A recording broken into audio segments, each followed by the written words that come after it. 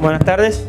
Bueno, ante todo me presento, soy Daniel Cotobras. Voy a ser el moderador de este taller. Pertenezco a la regional y sistema chakra de Justiniano Pose. Ante todo les recuerdo a todos que tienen que silenciar los teléfonos. No se puede tratar de respetar al disertante. Bueno, en este taller va a estar a cargo de Pablo Sicore. Se graduó de ingeniero agrónomo en la Universidad de Mar del Plata. Posteriormente realizó sus estudios de maestría y actualmente está realizando el doctorado en ciencias agrarias. Trabaja como investigador en el grupo de producción y utilización de pasturas del INTA Balcarce y desempeña tareas docentes en el posgrado de producción animal de la Facultad de la Universidad Nacional de Mar del Plata. Su área de interés son las bases ecofisiológicas determinantes del crecimiento de las pasturas y el manejo por ambiente de los lotes ganaderos. El taller dura aproximadamente 40 minutos. Luego de la presentación de Pablo se van a poder realizar preguntas que a medida que se van levantando la mano, se va a ir respetando el orden y se va a ir alcanzando el micrófono. Ya, muchas gracias.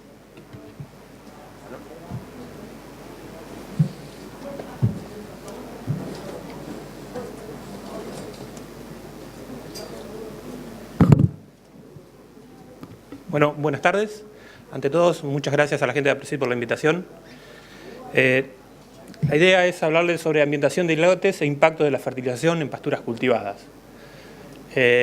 Básicamente nosotros les vamos a hablar de experiencias realizadas en el sudeste bonaerense o centro de la provincia de Buenos Aires, sudeste de la provincia, en lotes típicamente ganaderos, donde se realiza cría o recría. En estos sistemas pastoriles suele ocurrir que se producen desbalances en el manejo, que afectan generalmente la productividad. Para solucionarlo, lo que se recomienda es aplicar buenas prácticas de manejo para la producción de forraje. Las mismas son un conjunto de herramientas que involucran la fertilización, la siembra y el pastoreo. No vamos a ahondar mucho en estas herramientas, pero hay que mencionarlas porque son el paso previo a la aplicación de manejo por ambiente en estos esquemas. Ahí yo les puse el link de una guía práctica que fue elaborada por nuestro grupo, el Grupo de Producción y Utilización de Pasturas del INTA Balcarce, en la que pueden descargar y donde está esta información. En general, en estos sistemas, el apotreramiento no se ha hecho en función de la productividad o la variabilidad de la productividad de los mismos. En el mejor de los casos se ha tomado como referencia la loma, la media loma o el bajo. Pero este apotreramiento no ha seguido fielmente lo que es la variabilidad de la productividad, ya que hay mucha heterogeneidad en estos lotes. Y bueno, ¿y qué tan heterogéneos son los lotes? O sea, decimos que son muy heterogéneos y entonces esto tal vez lo que requeriría es un manejo sitio específico. La idea no es ir tan allá, sino que estamos pensando en un paso previo que se llama manejo por ambientes. El manejo por ambiente es la subdivisión de un lote en zonas de manejo, que son regiones dentro de un lote particular con diferentes potenciales de producción. Cuando iniciamos esta línea de investigación dijimos, bueno, hay que ver qué tan heterogéneos son los lotes, o sea, cuál es la variabilidad en la producción de pasto. Vamos a ponerle un número. Entonces lo que primero que hicimos fue tomar un lote chico, 7 hectáreas, y marcamos 84 puntos o áreas de muestreo y las georreferenciamos. Y en cada de esos puntos, en los diferentes rebrotes durante el año, básicamente primavera y otoño, lo que hacíamos era un corte de emparejamiento para que todos los puntos o áreas de muestreo tuvieran la misma biomasa inicial y aplicábamos nitrógeno y fósforo en altas dosis básicamente para que cada una de esas áreas expresara su potencial. Y lo que vimos fue lo que está en la figura de la derecha. Había áreas que tenían mucho potencial, en donde la producción por rebrote podía llegar a 4.500 kilogramos de materia seca por hectárea, y áreas donde la producción se reducía incluso a la mitad. ¿Esto qué implicaba? Que aparte de tener una gran variabilidad en la capacidad de producir forraje, había una gran variabilidad en la eficiencia en la que puede utilizar un insumo. Por ejemplo, en este caso, el nitrógeno. ¿Y cuáles son los factores que afectan esta variabilidad en la producción de pasto? Bueno, las propiedades del suelo son una. La variabilidad espacial que hay en las propiedades del suelo, como textura, materia orgánica o pH, influyen en la productividad. Y también la topografía. Si bien son lotes tendidos, donde la pendiente es muy escasa, esa variabilidad de la topografía genera que haya flujos y acumulación de agua entre las diferentes posiciones del paisaje y haya diferente agua disponible en diferentes sectores del lote. Generar un mapa de rendimiento, como el que habíamos mostrado anteriormente, en agricultura es relativamente sencillo. Tienen la capacidad de poner sensores en las cosechadoras y así generar mapas de rendimiento. En ganadería es un poco más complejo. En primer punto, y el principal, es porque el encargado de la cosecha es el animal. Y el segundo, aunque no tengamos el animal, el nivel de tecnificación que tenemos en nuestros sistemas es muy inferior a lo que hay en la agricultura. Una de las opciones es la primera que mostré, es realizar corte directo. Pero esto involucra una gran cantidad de trabajos, hay que tener una gran cantidad de muestras y a nivel comercial esto se torna un poco complejo. Una de las alternativas que tenemos para generar mapas es la medición de algún parámetro del suelo que esté relacionado con otros parámetros que afectan la productividad de las pasturas. Uno de ellos podría ser la medición de la conductividad eléctrica aparente, la cual está influenciada por la textura, la materia orgánica, el pH, la salinidad, el contenido del agua en el suelo. Y además tiene otra ventaja medir la conductividad eléctrica aparente, es que podemos generar una gran cantidad de datos en muy poco tiempo. O sea, los equipos como el que se ven ahí, en esa foto, pueden llegar a tomar un dato por segundo. Muy distinto a lo que nosotros hacíamos en las áreas de muestreo, que solamente podíamos tomar 84 puntos o un valor similar en 7 hectáreas. Más o menos en 10 hectáreas se pueden llegar a generar hasta 1000 puntos midiendo la conductividad eléctrica. Este tipo de herramientas está muy probada en suelos agrícolas, pero en suelos ganaderos no hay muchas experiencias. Nosotros hicimos algunas, por ejemplo, en un lote de 5,75 hectáreas, medimos la conductividad con el Veris 3100, que es una de las herramientas que permite medir este parámetro, y hicimos lo mismo que habíamos hecho en el anterior lote. Marcamos puntos, áreas de muestreo, hicimos corte de emparejamiento, aplicamos nitrógeno y fósforo sin limitantes y medimos el forraje producido en forma directa. Y lo que vimos es que había una relación significativa entre producción de biomasa y conductividad eléctrica aparente.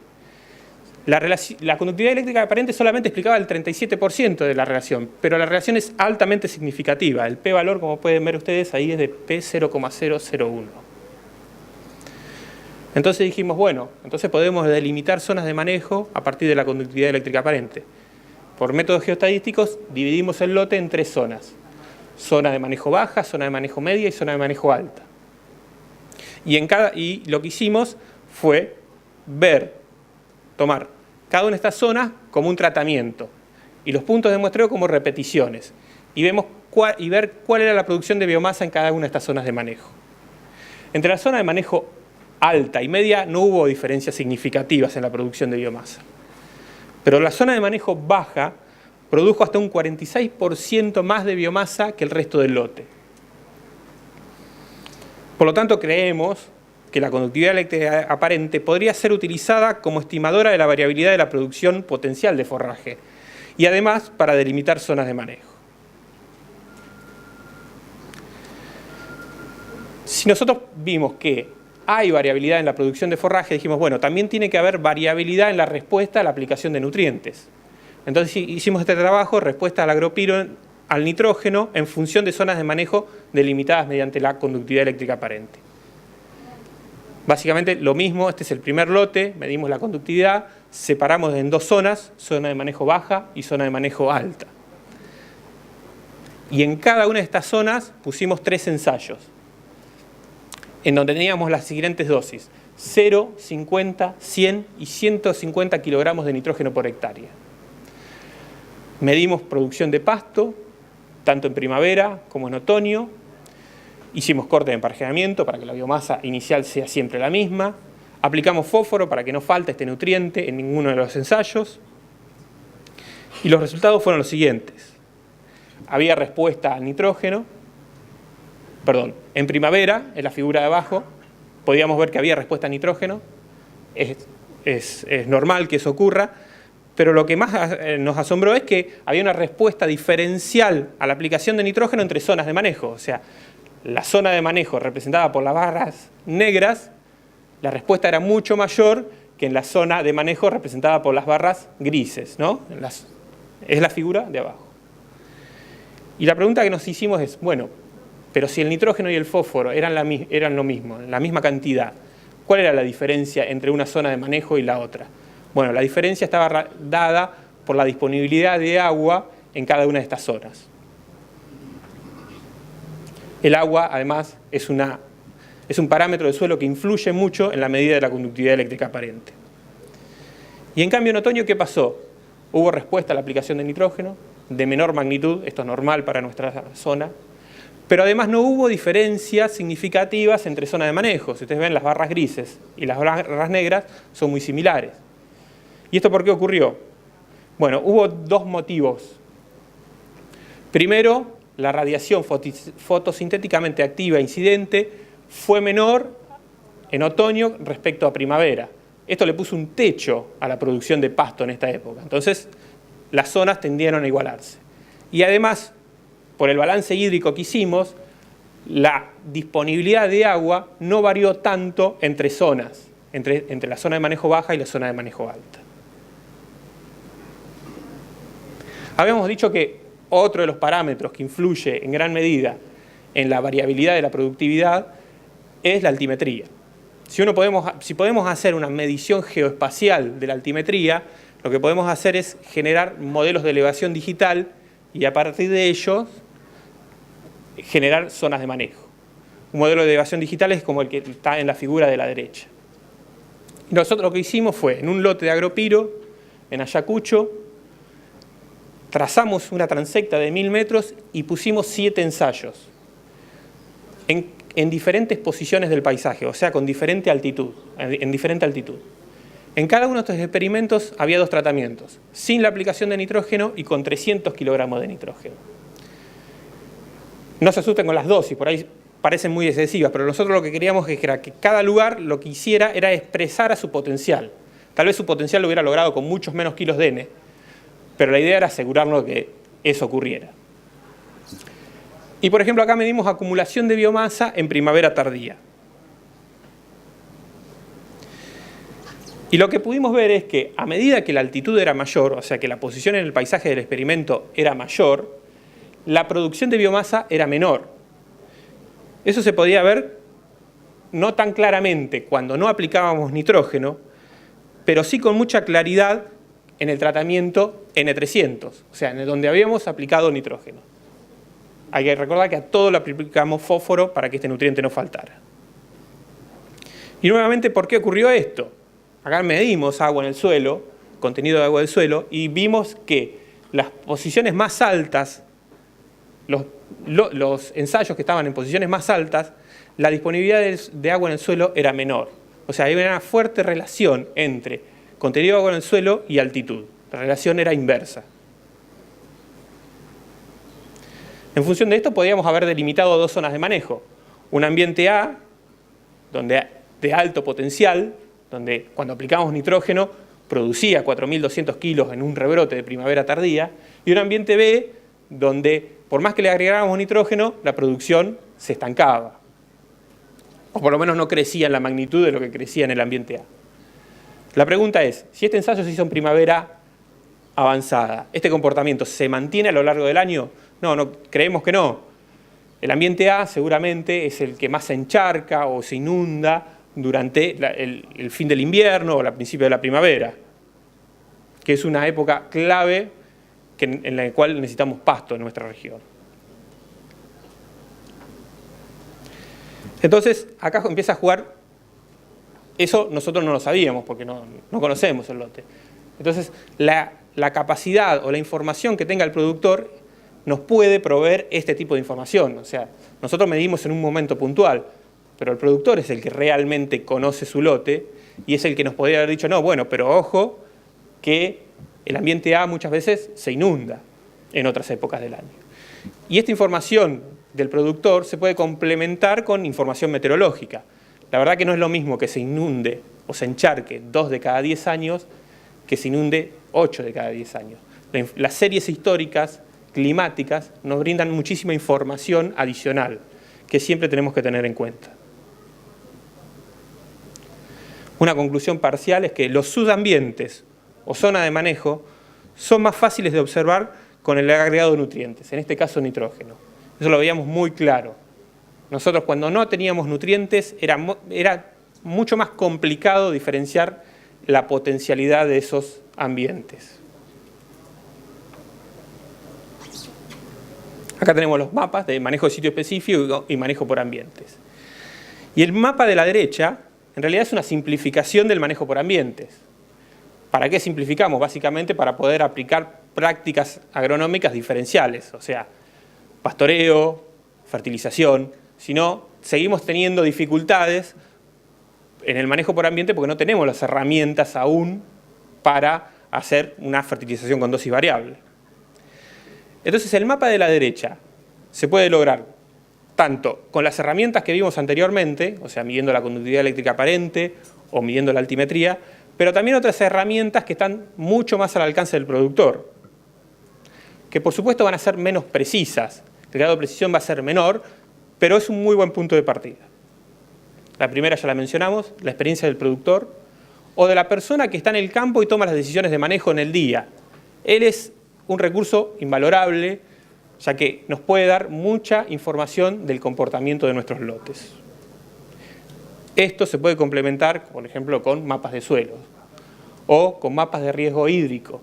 Los mismos están disponibles para todos en la web del INTA, son de acceso libre, ahí les dejo los links.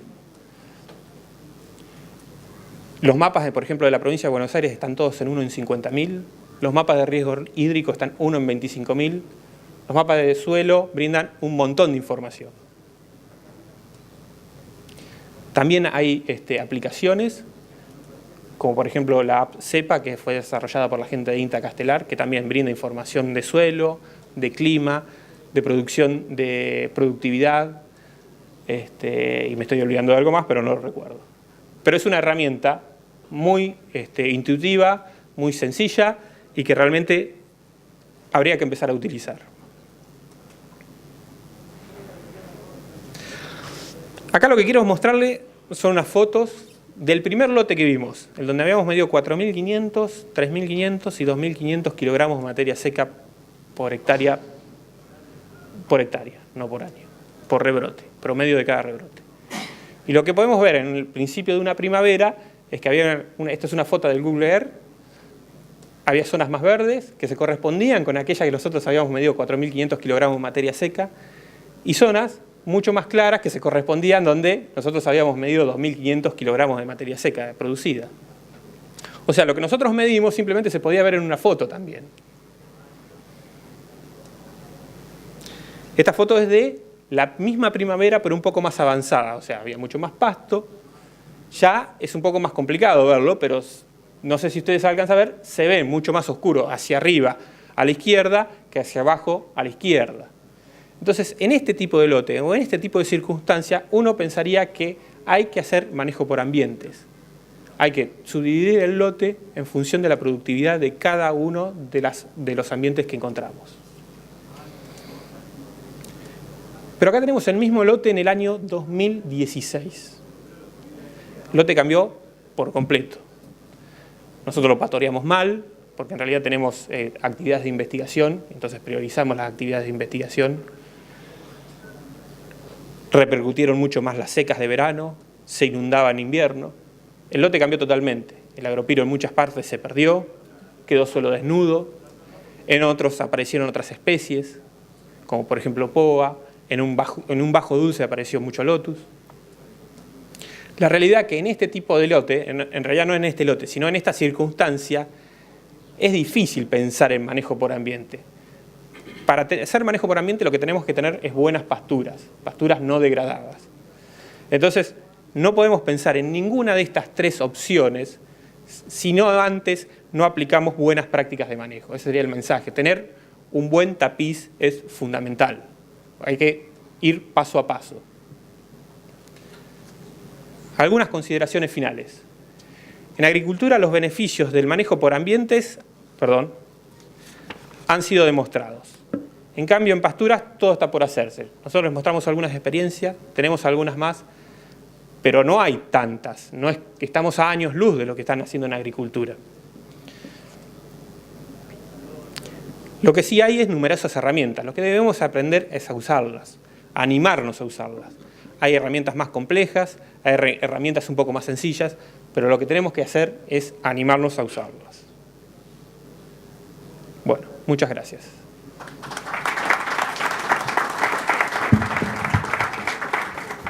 Muchas gracias, Pablo. ¿Alguna pregunta?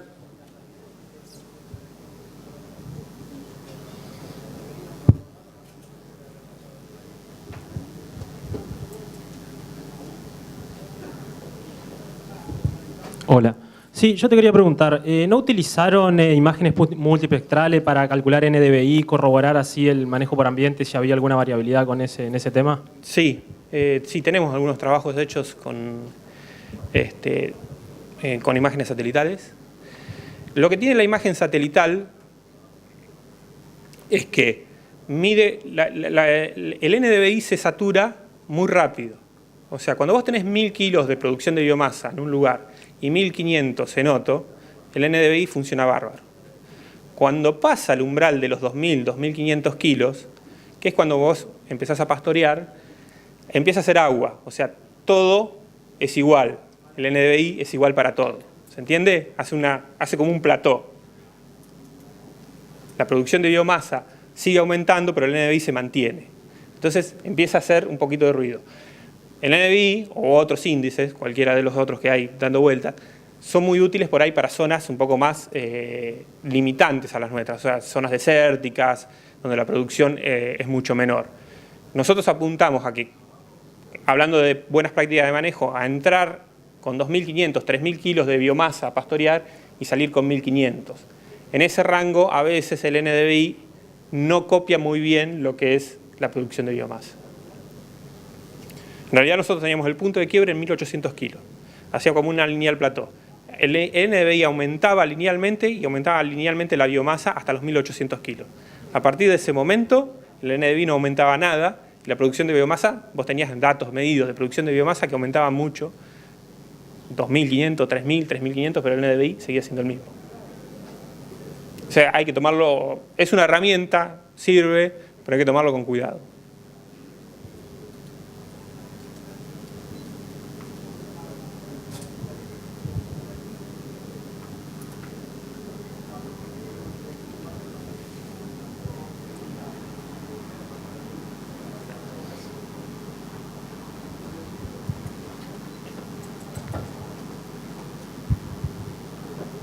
Sí, buenas tardes.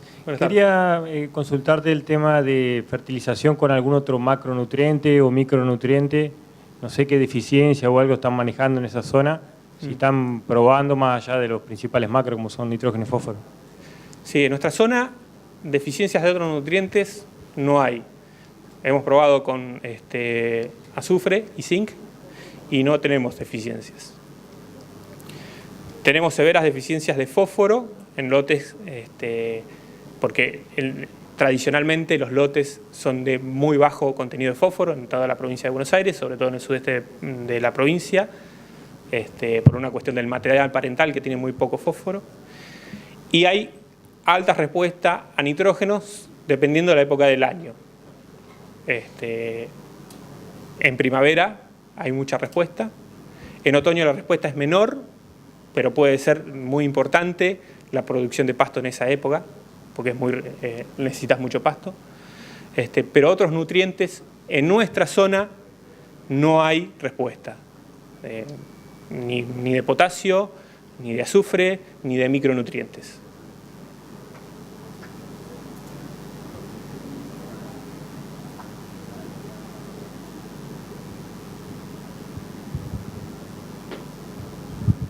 vos hablaste toda la experiencia con Agropiro, ¿había alguna otra especie? No, por ahí yo me olvidé, en la segunda experiencia era con Festuca.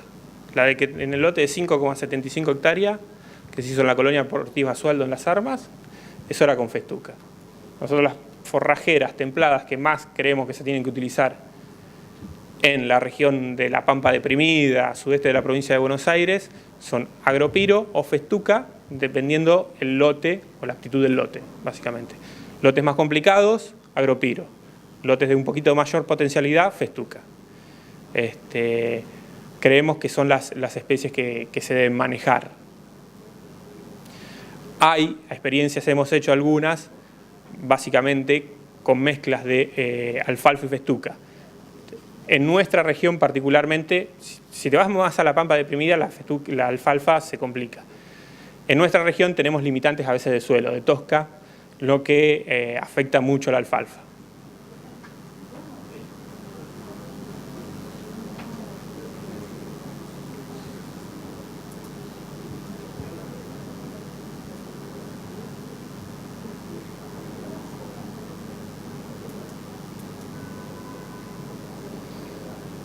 ¿No hay más preguntas?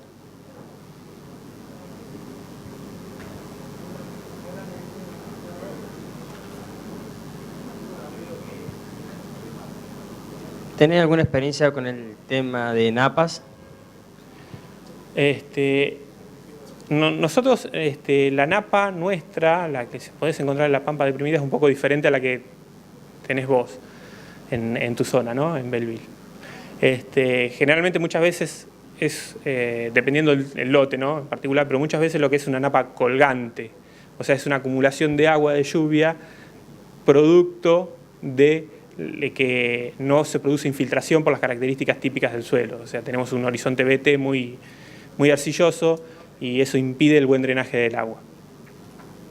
Y además la presencia de sodio hace que se dispersen los agregados y no haya ningún tipo de infiltración.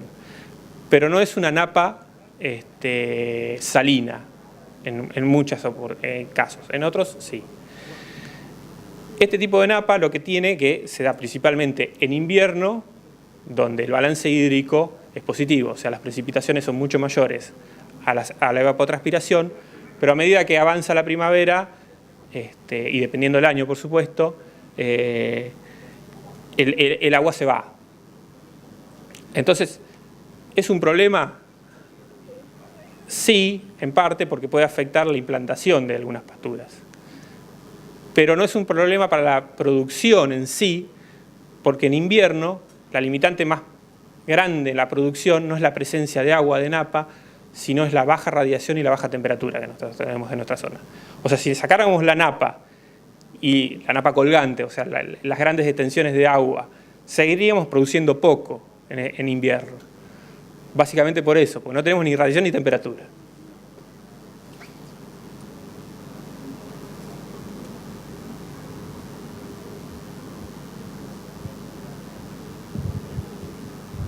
Con respecto a los agropiros, ¿están probando algún tipo de variedades, algún ensayo de producción dependiendo de variedades? No. Por ahí me va a matar alguno de una empresa, pero no creemos que haya diferencias importantes en la producción de pasto entre una variedad X y otra variedad. Básicamente porque vos comés el pasto, vos no dejás acumular una gran cantidad de pasto. Entonces, las diferencias de potencial que pueda llegar a tener una u otra variedad no se llegan a expresar. Es como decir, vamos a comer un maíz en B6. Seguramente es más barato. Pero la diferencia que puede haber un maíz que tenga alto potencial con otro maíz que de menor potencial en B6, no la vas a notar. Y cuando nosotros pensamos que tenemos que empezar a pastorear, cuando dije 2.500, 3.000 kilos, que es cuando tenés 25 centímetros de una pastura. Entonces no vemos diferencias entre variedades. ¿Y con respecto a las densidades? La verdad que no tengo mucha experiencia en densidades. La idea es que vos logres, en nuestra zona particularmente, es que se haga una siembra temprana, con un lote bien preparado, con un barbecho largo, que te permita eliminar cualquier tipo de malezas que hayas tenido, Y con una buena densidad, con densidades normales que habitualmente se manejan, si vos sembrás temprano, la pastura rápidamente empieza a macollar y tiene que lograr una muy buena cobertura del suelo, ¿no?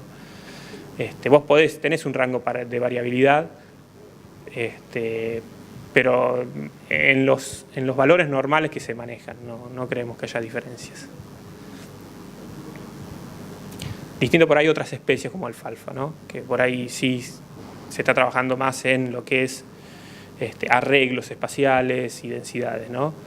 Arreglos cruzados, arreglos cuadrados, espaciamientos a 20, a 10.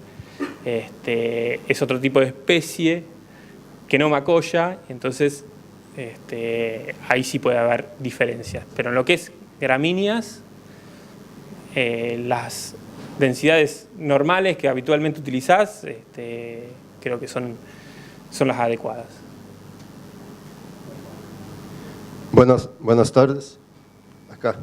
Perdón. ¿Qué tal? Buenas tardes. Buenas tardes. Yo soy de Brasil. ¿Qué tal? Cumprimentarlo por su charla. Me perdone porque no conozco Agropiro. Gustaría que explicase mejor el nombre científico. Tinopod, algo así, no me acuerdo el nombre científico. Es una especie que se adapta muy bien a suelos bajos, o sea, tolera muy bien lo que es la inundación, tolera muy bien el pH elevado, o sea, se comporta muy bien con pH de 7, 8 o 9. Es una especie muy rústica que si uno lo deja avanzar, genera vainas de muy baja calidad. O sea, si uno fenológicamente la pastura, la planta avanza, casi que te corta la vaina. Pero cuando en los primeros estadios, o sea, cuando tiene 20, 25 centímetros de altura, tiene una muy buena calidad. Hay que desmitificar eso de que el agropiro es de baja calidad porque se implanta en suelos bajos y de muy baja y muy malos. El agropiro, cuando se implanta bien y cuando lo pastoreamos adecuadamente y cuando lo pastoreamos y cuando no dejamos que se formen esas matas gigantes de agropiro, tiene tanta calidad como un ryegrass. Eso está probado, pero hay que pastorearlo adecuadamente. 20, 25 centímetros, no dejarlo pasar de eso. Es la especie típica que se usa en la Pampa Deprimida, que es el centro de la provincia de Buenos Aires, suelos típicamente ganaderos, donde prácticamente no se pueden hacer otras especies gramíneas, ¿no? Básicamente es eso.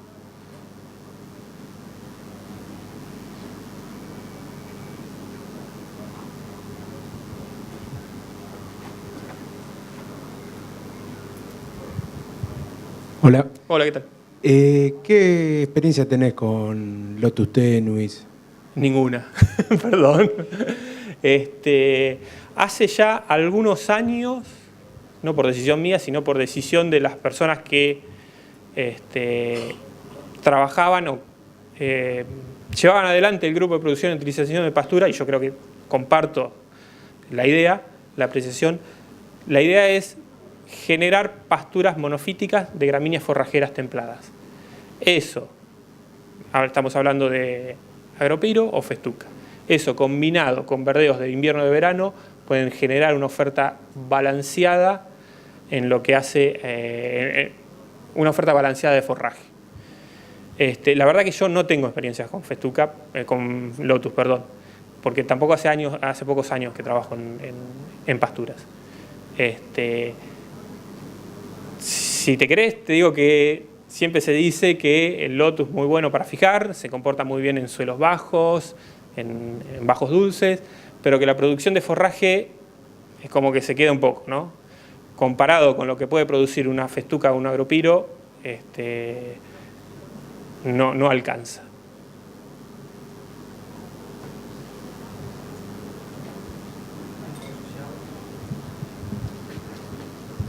Sí, el consociado del mismo, o sea, el consociado de festuca y lo que es Lotus, y tréboles. Sí, mirá, ya te digo, las experiencias de los 80 y de los 70, 80 y 90 apuntaban a eso, a producir una pastura que en una época del año produzca el agropiro y en otra, o la festuca, y en otra época del año produzca el trébol. Por ejemplo, el trébol te puede dar un poco de pasto en el verano, ¿no? La realidad es que si vos lo podés complementar con algún tipo de verdeo,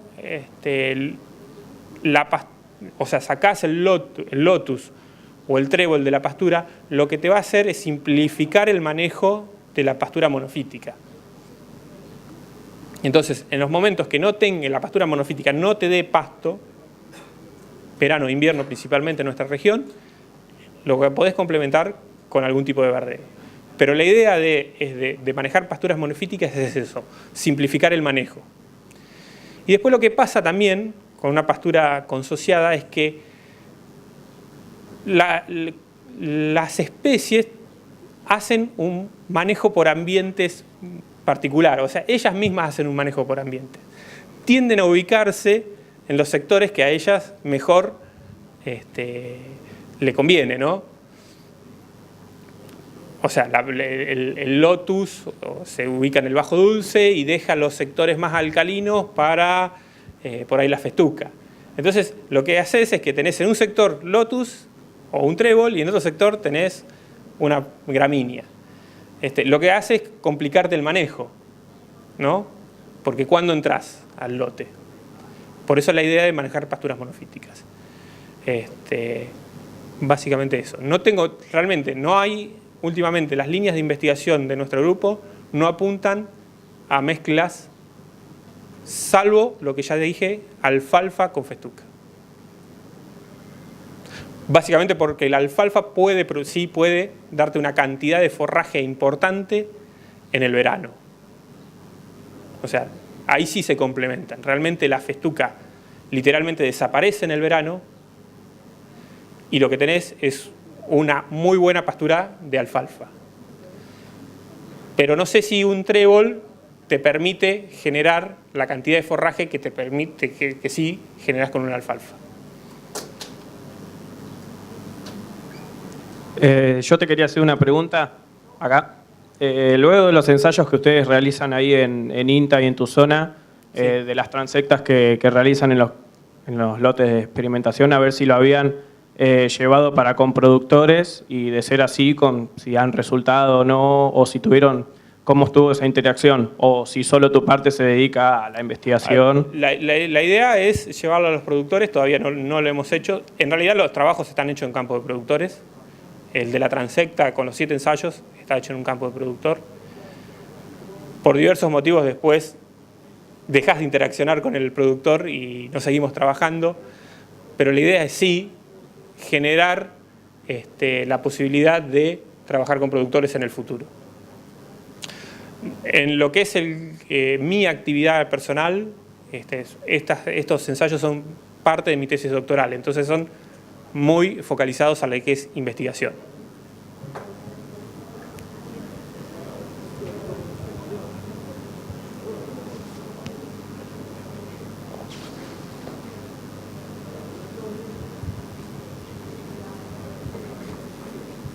¿Qué tal? Buenas tardes. ¿Qué tal? Quería preguntar si tenían alguna experiencia en renovación de pasturas de agropiro degradadas, como poder volver a ponerlas en producción. ¿Con rolos y ese tipo de cosas? Sí, Sí, hay algunas experiencias que hizo Horacio Serlangue en Balcarce. Son experiencias muy alentadoras. Recuperar una pastura de agropiro a veces es complejo, sobre todo cuando se te generan esas matas muy grandes, esos tocones. Él trabajó con rolos para eliminarlos y le ha dado muy buenos resultados. Pero la idea muchas veces es tratar de no llegar a esa situación donde la pastura está realmente es muy poco productiva, donde tenés muchísimo material muerto. O sea, la idea es tener hojas y hojas verdes y reducir la presencia de lo que son vainas. Ese es el objetivo. Muchas veces no los podés cumplir. Ya te digo, sí tenemos experiencias. Un extensionista de Balcarce ha trabajado en eso y le ha dado muy buenos resultados. Horacio Serlangue.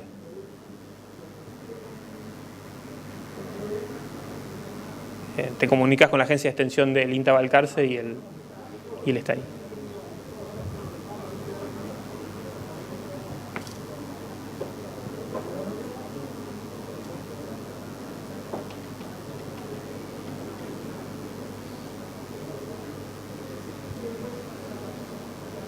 Bueno, sin más preguntas, agradecemos nuevamente a Pablo y lo esperamos damos por finalizado el taller. Gracias.